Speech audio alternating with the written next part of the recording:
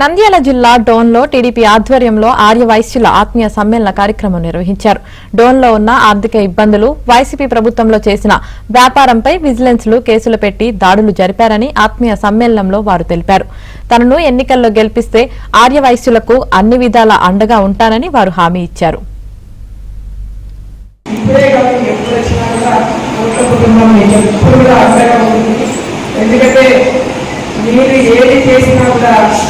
కరెక్ట్గానే ఉంటారు.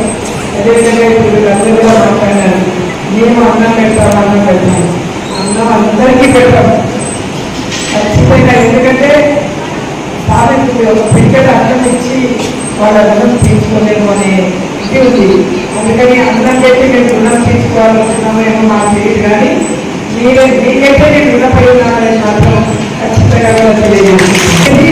మమ్మల్ని 5 ఏళ్ళు కాపాడుతూ మళ్ళీ 5 ఏళ్ళు కాపాడుతుంటే మీ రుణం నేను తీసుకోవాలంటే కూడా ఇంకా మేము చాలా కష్టపడాలా. తప్పకుండా కూడా మీ గవర్నమెంట్ కావాల్సినటువంటి అన్నింటినీ కూడా మేము చేస్తామని కూడా ఈ సభ